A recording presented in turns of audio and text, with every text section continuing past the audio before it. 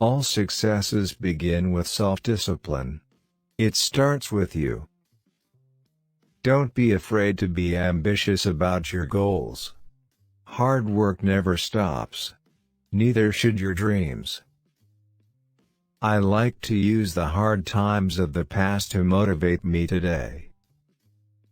Not only do I think being nice and kind is easy, but being kind, in my opinion, is important.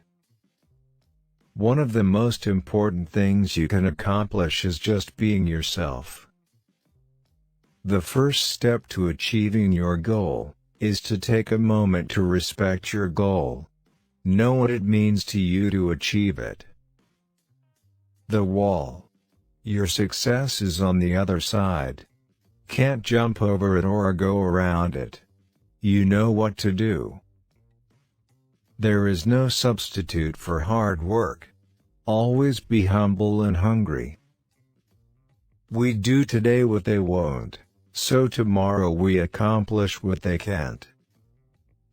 When life puts you in touchy situations, don't say why me. Just say try me. With drive and a bit of talent, you can move mountains. You don't need directions, just point yourself to the top and go. If something stands between you and your success, move it. Never be denied. Success at anything will always come down to this: focus and effort. And we control both. Success isn't always about greatness, it's about consistency. Consistent, hard work gains success. Greatness will come. Success isn't overnight.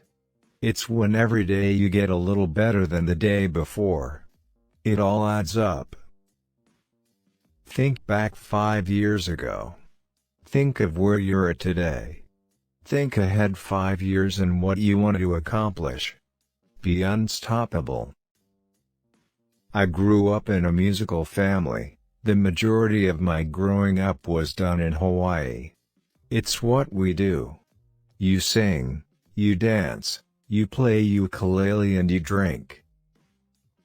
The men I idolized built their bodies and became somebody, like Sylvester Stallone and Arnold Schwarzenegger, and I thought, that can be me. So I started working out. The funny thing is I didn't realize back then that I was having a defining moment. Football changed my life and it gave me a platform to get out my aggression and it gave me a sense of value.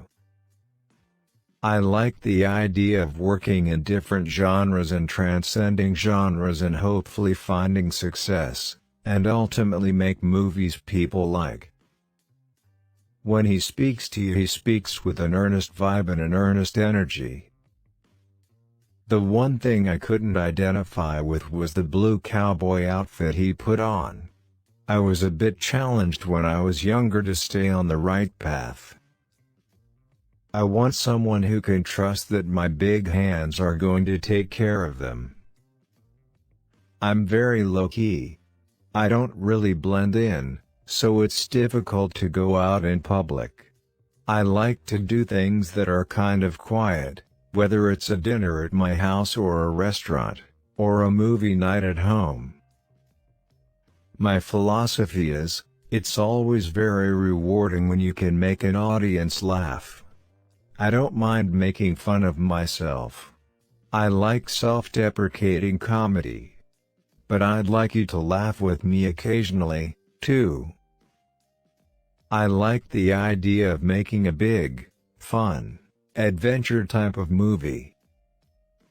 When I was a kid at 4 years old, that's when I started amateur wrestling with my dad and family. And when that's instilled in you, it never goes away. You don't sign up for a divorce when you get married. It's very painful. But it's taught me a great deal about myself. WWE is a space where I thrived, and I loved, and I still do. I love connecting with an audience. That is the greatest thing about going back to WWE. I've always loved the showmanship of professional wrestling. While I love making movies, I love that platform, too. My goal was never to be the loudest or the craziest. It was to be the most entertaining. The road to success and greatness is always paved with consistent hard work. Outwork your competitors, be authentic, and above all else, chase your greatness. With drive and a bit of talent, you can move mountains. Two things happen when an athlete gets injured. Some guys say, fuck it. I'm going to wait it out 3 to 4 months. But with me and lots of other athletes, you find your 8th or 9th gear, a gear you've never gone to before, and say, I'm going to come back. Training for me is a metaphor for life, period. The dedication, the determination, the desire, the work ethic, the great successes and the great failures, I take that into life. My work, my goal, my life, it's like a treadmill. And there's no stop button on my treadmill. Once I get on, I just keep going. I'll never, ever be full. I'll always be hungry. Obviously, I'm not talking about food. Growing up I had nothing for such a long time. Someone told me a long time ago and I've never forgotten it. Once you've ever been hungry, really, really hungry, then you'll never, ever be full. So I'll always be hungry in some way, driven and motivated to get what I want. I grew up where, when a door closed, a window didn't open. The only thing I had was cracks. I'd do everything to get through those cracks, scratch, claw, bite, push, bleed. Now the opportunity is here. The door is wide open, and it's as big as a garage. Be humble. Be hungry. And always be the hardest worker in the room. One of the most important things you can accomplish is just being yourself. Blood, sweat, and respect.